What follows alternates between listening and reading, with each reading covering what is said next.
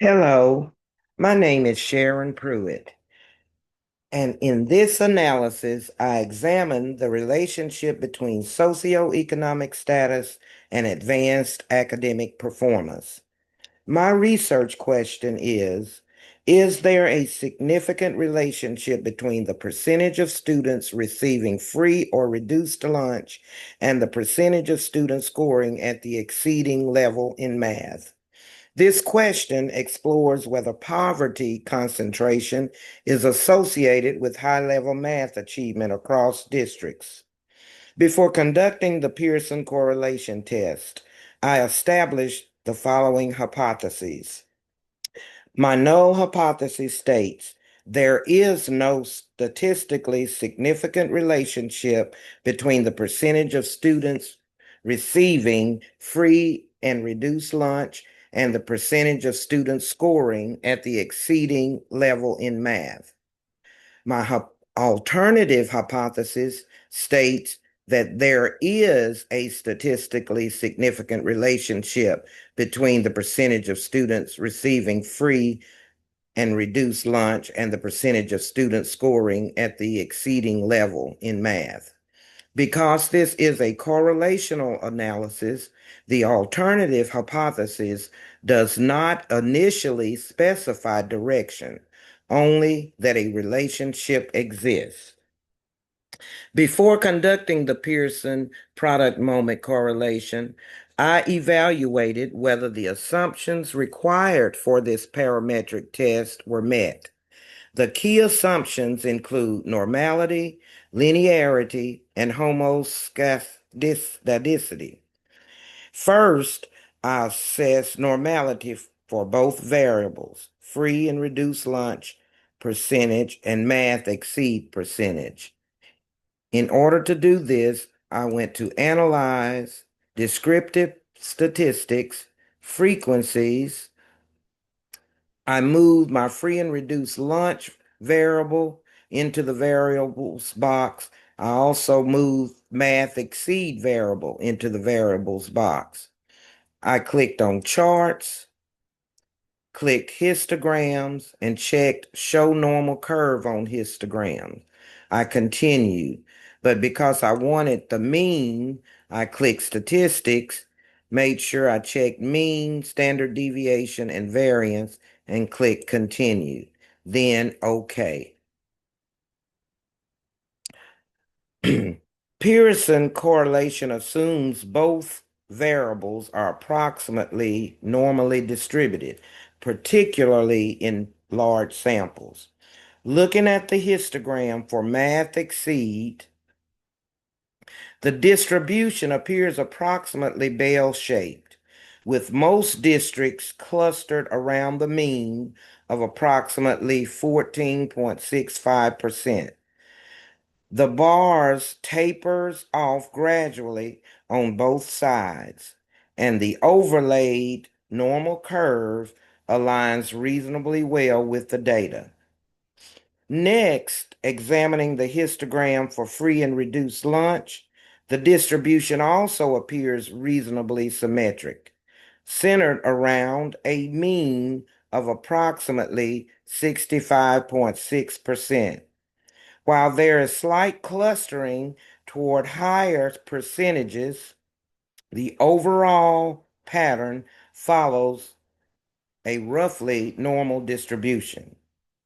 With a sample size of 235, the central limit theorem further supports robustness to minor deviations from normality. Therefore, the assumption of normality was considered met. Second, I examined linearity using a scatter plot of free and reduced lunch plotted against math exceed. In order to do that, I went to graphs, went down to scatter dot. I clicked on the scatter dot and clicked define. I moved my math exceed into the y-axis variable box, and I moved free and reduced lunch into the x-axis box. Then I clicked OK. I wanted a regression line to show through the data points. So I double clicked on this to bring up the chart editor. And then I clicked on this box that says add fit line at total. I made sure it was on linear before I closed it out. And I X'd out of the chart editor.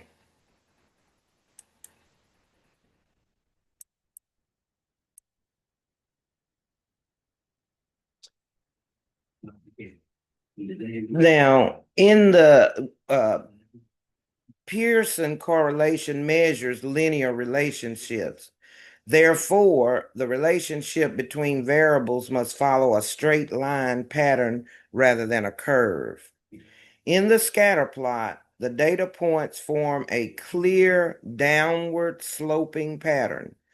The fitted regression line demonstrates a consistent linear decline in math exceed percentages as free and reduced lunch increases.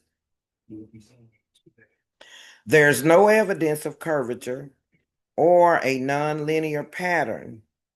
The relationship appears approximately straight, indicating that the assumption of linearity is satisfied. Third, I evaluated homoscedasticity, which refers to the assumption that the variability of one variable is relatively constant across levels of the other variable. In the scatter plot, the spread of data points around this regression line appears relatively even across the range of free and reduced lunch percentages. Although there is some natural variation, as expected in educational data, the dispersion does not dramatically widen or narrow at different levels of free and reduced lunch. There is no funnel-shaped pattern evident. Therefore, the assumption of homoscedasticity appears to be reasonably met. Taken together, the visual inspection of histograms and the scatter plot indicated that assumptions of normality, linearity, and homoscedasticity were sufficiently satisfied to proceed with the Pearson product moment correlation analysis. Because Pearson's R is relatively robust to minor violations of normality in large samples, and because N is equal to 235, slight deviations would not substantially affect the validity of the test. In conclusion, after evaluating normality through histograms, linearity through scatter plot inspection, and homoscedasticity through assessment of variance spread, I determined that all necessary assumptions for conducting a Pearson correlation were reasonably met. Now, in order to get my data for my Pearson correlation, I go to Analyze, Correlate, bivariate. We make sure we move our variables of free and reduced lunch and math exceed into the variables box. We look at correlation coefficients, make sure we click Pearson, test of significance, check two-tailed, and flag significant correlations. Click OK, and we have our information for our Pearson correlation. In this SPSS output, we see that the Pearson correlation coefficient between free and reduced lunch percentage and math exceeding percentage is R equals negative 0.696.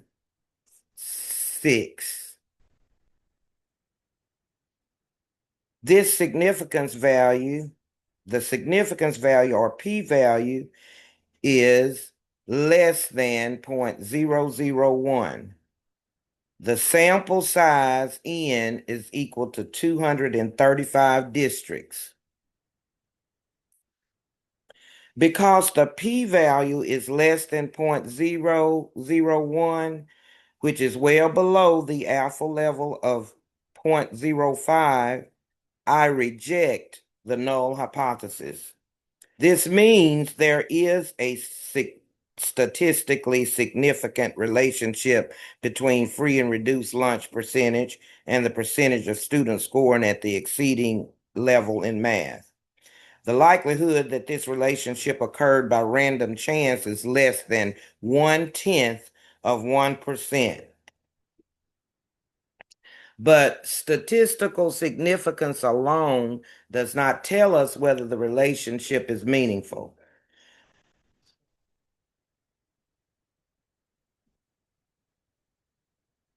The correlation coefficient is negative. A negative correlation means that as one variable increases, the other decreases. In this case, as the percentage of students receiving free or reduced lunch increases, the percentage of students scoring at the exceeding level in math decreases. In practical terms, districts with higher concentrations of poverty tend to have fewer students achieving at the higher level in math. Next, we evaluate the strength of the relationship. Correlation strength guidelines typically suggest 0.10 is small, 0.30 is moderate, 0.50 or higher is strong. With an R value of negative 0.696, this represents a strong negative correlation. This is not a weak or trivial relationship. It indicates a substantial association between socioeconomic concentration and advanced math performance. To determine whether the relationship is meaningful in real world terms, we calculate the coefficient of determination, or R squared. R, when we square negative 696, we get R squared to equal 0.484. This means approximately 48.4% of the variance in math exceeding performance is associated with differences in free and reduced lunch percentage. Nearly half of the variation in advanced math achievement across districts is linked to socioeconomic concentration. In educational research, explaining nearly half of the variance in an outcome variable is considered extremely meaningful. This suggests that poverty concentration is not just statistically related to achievement, it is strongly associated with advanced performance outcomes. It's important for me to clarify that correlation does not imply causation. This analysis does not prove that poverty causes lower math achievement. However, it does demonstrate that the two variables move together in a strong and consistent pattern. From a leadership and policy perspective, the findings suggest number one, districts with higher poverty concentrations may face structural challenges affecting advanced achievement. Number two, resource allocation, instructional supports, enrichment opportunities, and access to advanced coursework may differ across socioeconomic contexts.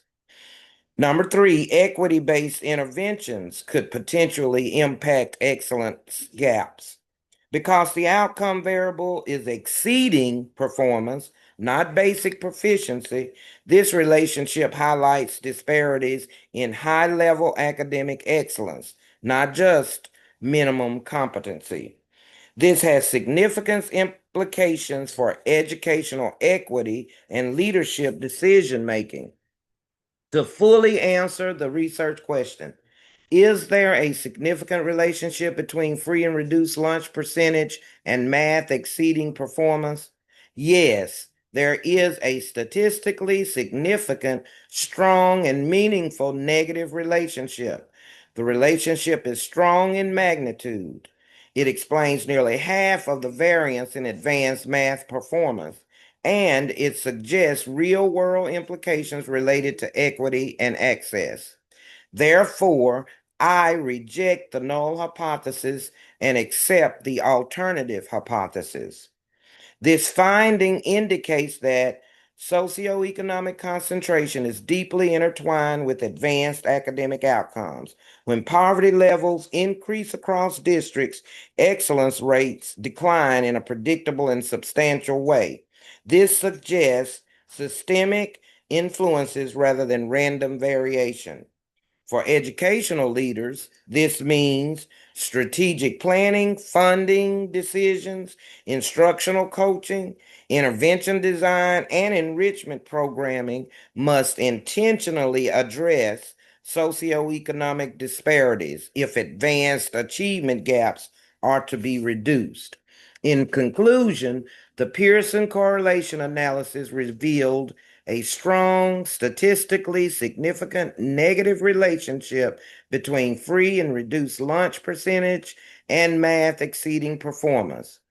R with degrees of freedom of 233 equals negative 0.696 with a p-value of less than 0.001. Approximately 48.4% of the variance in advanced math achievement is associated with differences in socioeconomic concentration. This relationship is not only statistically significant, it is practically and educationally meaningful. The findings highlight the importance of equity-driven leadership and systemic support to ensure that poverty concentration does not continue to predict excellence gaps in mathematics. This concludes my video.